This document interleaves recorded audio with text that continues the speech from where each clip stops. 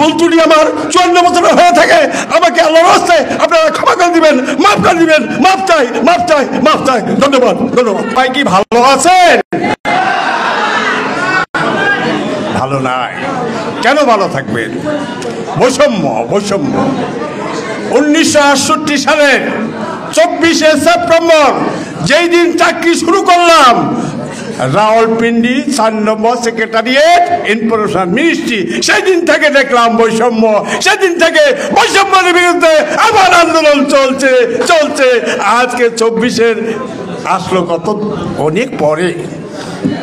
এই যে ব্যবধান, সেদিন বলেছি 1:5 এর ব্যতিক্রম হওয়া যাবে না।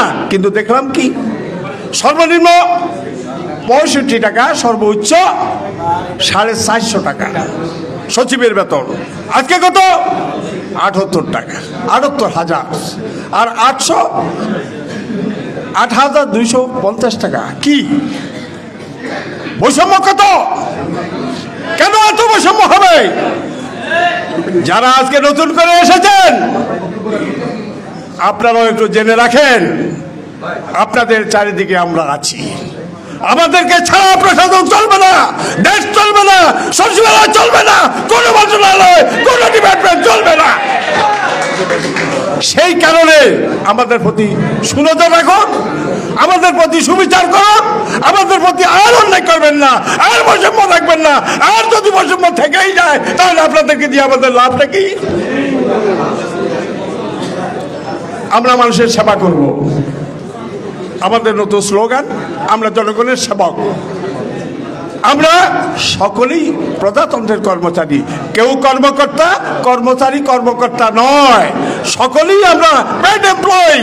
জনগণের অর্থে আমরা আমাদের বেতন নিই, আমরা সকলেই কর্মচারী, সকলেই কর্মচারী, জনগণের কর্মচারী।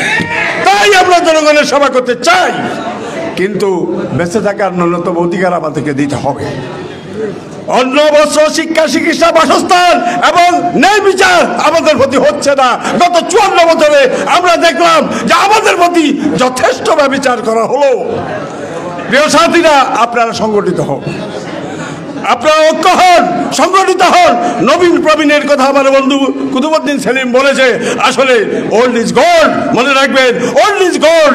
এটা যদি ব্যবহার করতে পারেন, তাহলে এই জীবনে সফলতা আপনাদের আসবেই, আসবেই, আসবেই।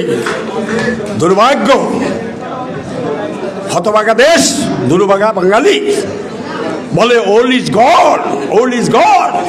তাই তো পৃথিবীতে সেই সালাউদ্দিন সেলিম আল-আজিজ সাহেবের প্রচেষ্টায় আজকে আমাদের এই সংগঠন 157টা দেশের সাথে সম্পর্ক।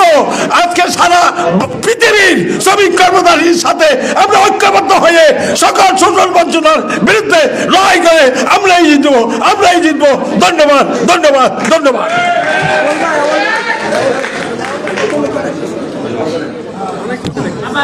প্রিয় সাথী, আমি আসলে বিদায় নিতে চাচ্ছি।